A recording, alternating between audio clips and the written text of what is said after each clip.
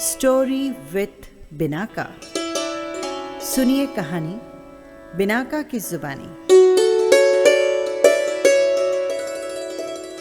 हाजिर है डॉक्टर शोभा घोष की कहानी अग्नि श्रृंगार।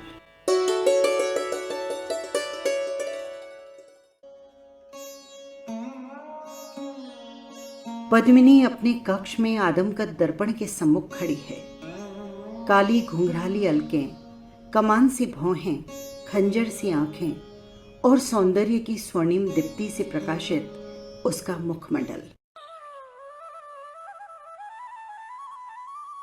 रूप की गौरव गरिमा और प्रकाश से दर्पण ही नहीं, पूरा श्रृंगार कक्ष अलौकिक हो उठा है। क्या ये वही सौंदर्य है जिसकी सुरभि कश्मीर से कन्याकुमारी तक पूरे देश में फैली हुई है? क्या ये वही रूप है जिसकी गंध पाकर यवन सम्राट अलाउद्दीन लोलुप भंवरे की तरह मेवाड़ के चक्कर काट रहा है? रूप की गंध, मादकता और आकर्षण कभी कभी कितना घातक होता है, कितना जहरीला। रूप राशि पद्मिनी ने अपना चेहरा दर्पण में फिर देखा।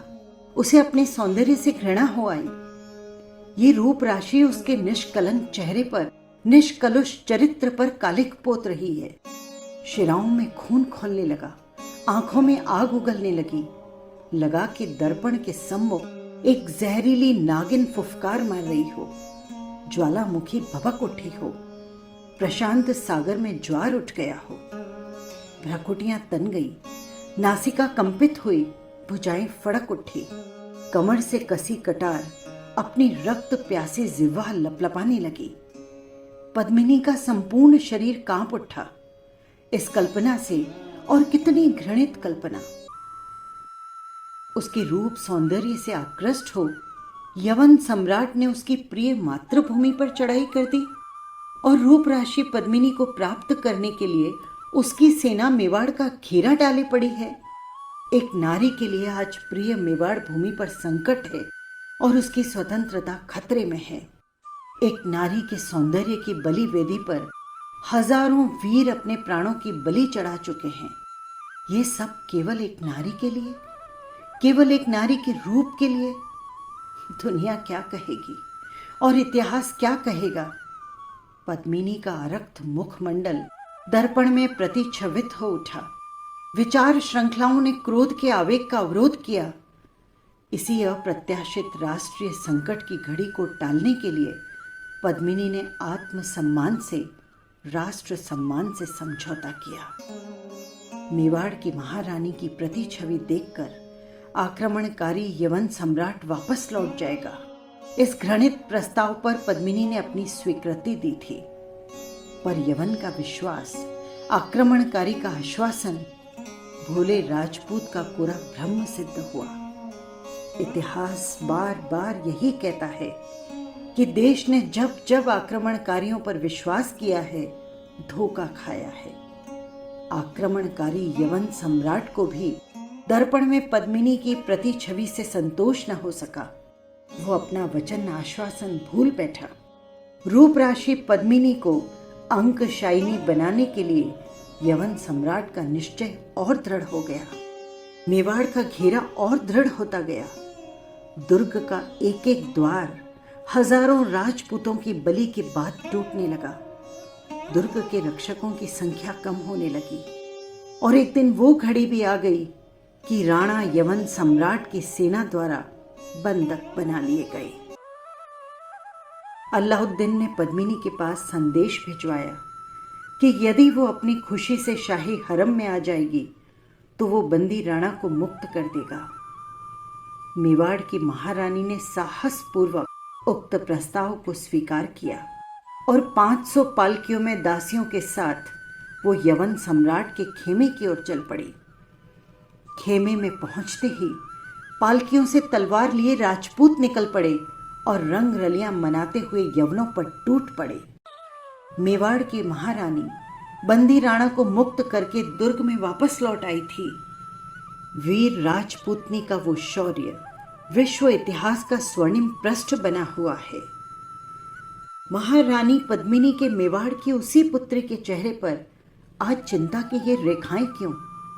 आशंका का दर्पण कांप उठा। मेवाड़ की महारानी का शरीर कांप रहा था। क्या भय और आशंका से? नहीं, वो राजपूतनी है। उसका शरीर मेवाड़ की मिट्टी से बना है। त्याग मूर्ति मेवाड़ बलिदानी राजपूतों के रक्त से सनी है। मातृभूमि की मर्यादा, पूर्वजों की गौरवशाली परंपरा अक्षुण्ण रहेगी। राजपूतों के जीवन में भय और आशंका के लिए कोई स्थान नहीं।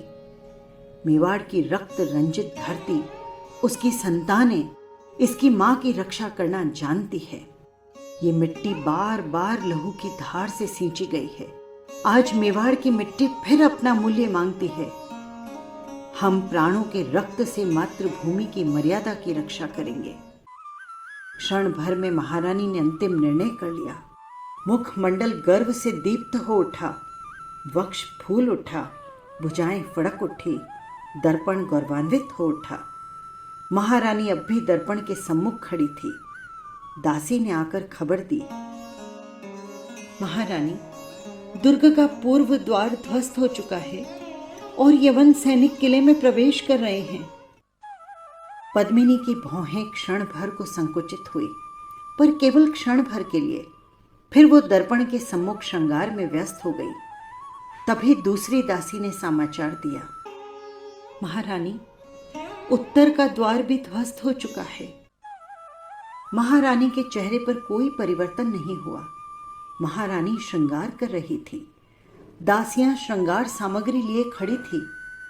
घुंघराली अलकों में सुंदर सुगंधित लाल लाल फूल, लाल रंग की साड़ी, माथे पर लाल बिंदी, मांग में सिंदूर की लालिमा। ऐसा लग रहा था मानो महारानी पद्मिनी रक्त श्रृंगार कर रही हो। रत्न जड़ित आभूषणों के मध्य झिलमिलाती रूप राशि पद्मिनी ने दर्पण में अंतिम बार अपना रूप देखा।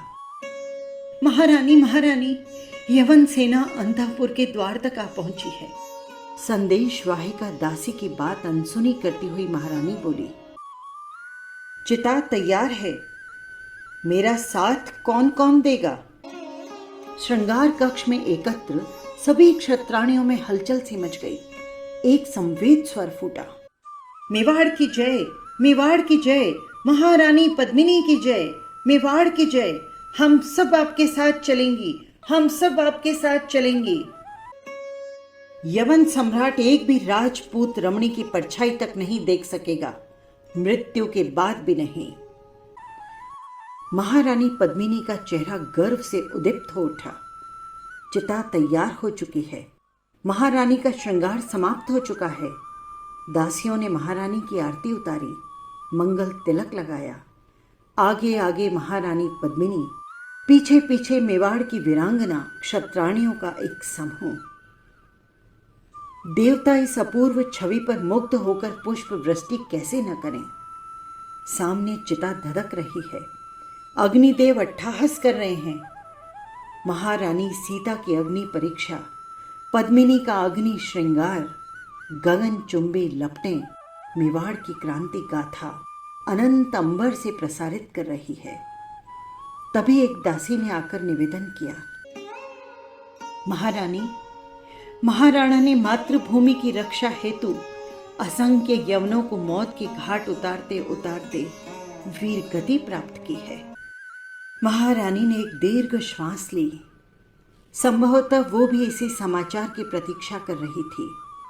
महारानी पद्मिनी ने मेवाड़ को, अग्नि देवता को और फिर मेवाड़ कुल केतु महाराणा को प्रणाम किया। महारानी पद्मिनी की जय, महारानी पद्मिनी की जय, महारानी पद्मिनी की जय। नाद से संपूर्ण रत्न वातावरण मुखरित हो उठा। मेवाड़ की जय, महारानी पद्मिनी ने दोहराया। एक स्वर्गीय मुस्कान महारानी के अधरों पर खिल गई। दूसरे ही क्षण महारानी प्रज्वलित चिता में कूद पड़ी। गगन चुंबी लाल लपटों ने उन्हें अत्यंत प्रेम से अपनी बाहों में ले लिया। रूपराशि पद्मिनी का अंतिम श्रृंगार, अग्नि श्रृंगार समाप्त हो गया। महारानी के बाद एक एक कर मेवाड़ की ललनाएं चिता में कूदती गईं।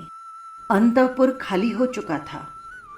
बलिदानी क्षत्राणियों की पांत समाप्त हो चुकी थी। सब कुछ समाप्त हो गया। लेकिन मेवाड़ की आन का कीर्ति पताका ध्वज आकाश में लहरा रहा था। दूसरे दिन यवन सम्राट की सेना ने अंतःपुर में प्रवेश किया तो पाया राख की ढेरी, मुट्ठी भर राख। यही अपूर्व लावण्यमयी अद्वितीय सुंदरी पद्मिनी के सौंदर्य का अवशेष था। बस यही थी कहानी। आपको कैसी लगी कमेंट बॉक्स में ज़रूर लिखिएगा। और हाँ, यदि आपने चैनल को सब्सक्राइब नहीं किया है तो कर लीजिएगा, जिससे हर कहानी सीधे पहुंच सके आप तक। फिर मिलेंगे किसी नई कहानी के साथ। नमस्कार।